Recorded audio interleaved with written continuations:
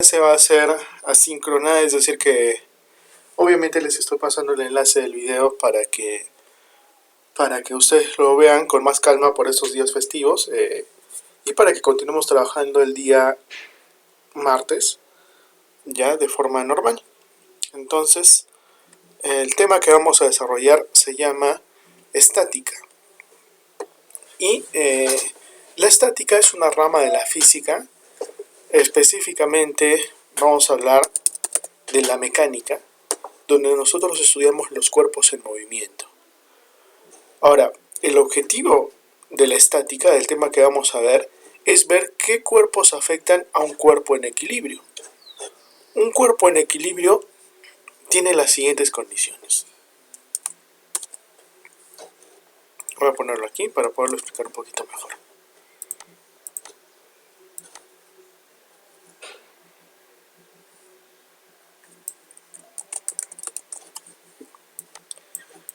Se dice que un cuerpo está en equilibrio cuando no tiene aceleración. Entonces, si no tiene aceleración, ¿cómo está el cuerpo? Simplemente el cuerpo no se mueve, o se puede decir que está en reposo. Entonces la velocidad es cero. Cuando un cuerpo tiene velocidad igual a cero, o simplemente está en reposo, se dice que está en equilibrio. Pero también hay otra condición para que el cuerpo se encuentre en equilibrio, y es que se encuentre a velocidad constante. ¿Recuerdan el MRU? Cuando los cuerpos en velocidad constante tenían una sola velocidad y esa velocidad no cambiaba, a eso le llamamos una velocidad constante. Cuando hacíamos MRU, la velocidad constante no cambiaba y obviamente este cuerpo se encontraba en equilibrio. ¿Ya? Ahora, aquí es muy obvio también que no existe la aceleración. La aceleración en un cuerpo en equilibrio no existe. Simplemente no existe. Y punto. No existe. Bien. Pero además nosotros sabemos otras pequeñas cositas. En un cuerpo en equilibrio existen varias fuerzas. ¿Ya? Una fuerza, por ejemplo, en términos generales, es el peso. El peso que siempre se dirige en línea recta hacia abajo, por ejemplo. ¿Ya? Vamos a ver otras fuerzas como la fuerza de tensión, fuerza normal, etc. También puede ser una fuerza inducida, es decir, una fuerza que simplemente se aplica sobre el objeto. ¿Ya? Así que nosotros vamos a ver todo relacionado con un cuerpo que se encuentra en equilibrio. Las cosas que vamos a ver son las fuerzas que afectan a este cuerpo en equilibrio y también la determinación de su masa, por ejemplo. Sabemos que un cuerpo tiene masa. Y aquí vamos a hacer una pequeña diferencia muy importante antes de continuar. Masa y peso no es lo mismo. ¿Ya? La masa, por ejemplo, se mide siempre en kilogramos. ¿Ya? Lo voy a poner aquí mejor. ¿Ya? La masa se mide siempre en kilogramos. Y el peso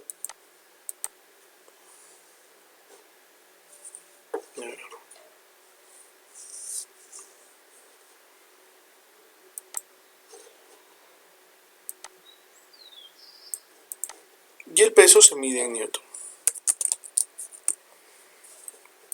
Masa en kilogramos, peso en newton. ¿Ya? Eso es lo que nosotros sabemos. Ahora, el peso también tiene una fórmula. Cuando nosotros hablamos de la masa, hablamos de la sustancia en sí. ¿Ya? Ahora, cuando nosotros hablamos del peso, hablamos de la sustancia afectada por la gravedad. O sea, el peso se define como masa por gravedad. Y eso tenemos que saberlo. Por eso, obviamente, son distintos.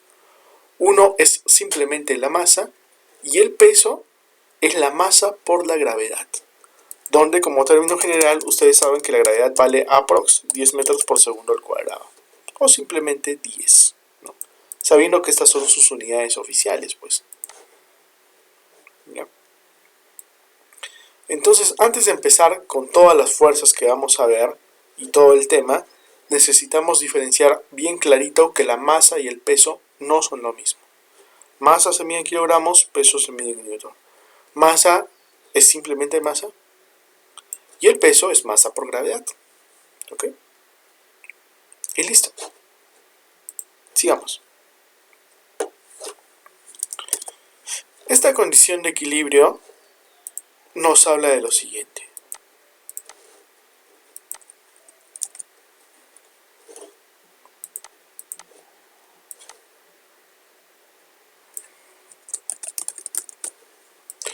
La condición de equilibrio nos dice que para que un cuerpo se encuentre en equilibrio, las fuerzas que actúan sobre él deben estar en equilibrio. ¿Cómo así?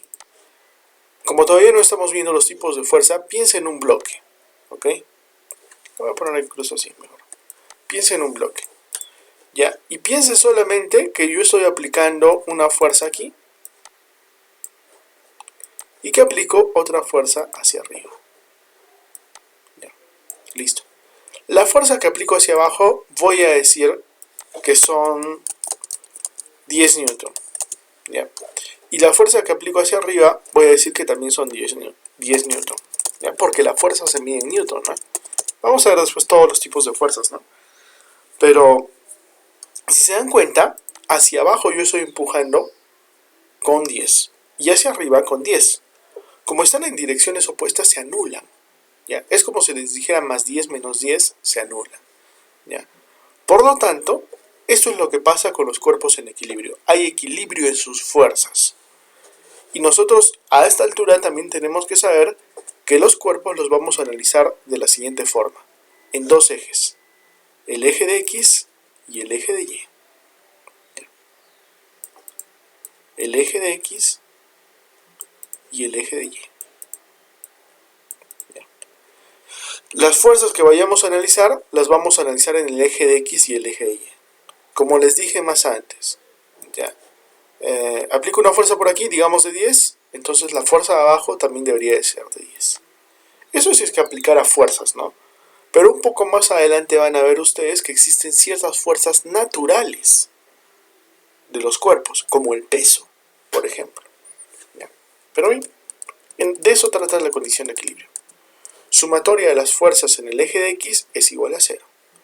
Sumatoria de las fuerzas en el eje de Y es igual a 0.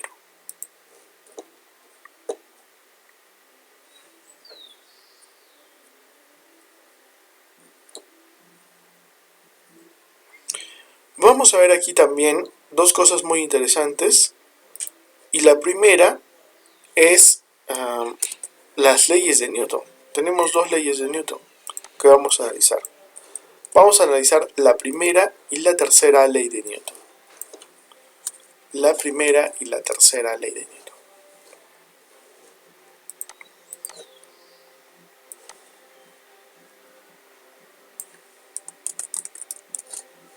Ya. La primera ley de Newton nos dice lo que habíamos visto más antes, al inicio, cuando veíamos un cuerpo en equilibrio. Cuando un cuerpo se encuentra en reposo o en MRU, se encuentra en equilibrio. Ahora, ¿se puede alterar este equilibrio? La ley de la inercia nos dice que sí. Un cuerpo es susceptible a cambiar su equilibrio cuando se aplica sobre él una fuerza externa. Si bien una fuerza exterior que lo obliga a cambiar su condición, obviamente rompe su equilibrio. Pero si no actúa una fuerza exterior, entonces el cuerpo, o en reposo o en velocidad constante, se encuentra en equilibrio. Tenemos la tercera ley de Newton de acción y reacción que nos dice lo siguiente, ¿no? Para cada acción hay una reacción con la misma intensidad y en dirección opuesta. ¿Cómo así? Tengo un objeto y si aplico una fuerza de 20, el cuerpo ofrece una resistencia con la misma intensidad de 20. A eso se llama la ley de la acción y la reacción. Por ejemplo, tengo un objeto y ese objeto es colgado.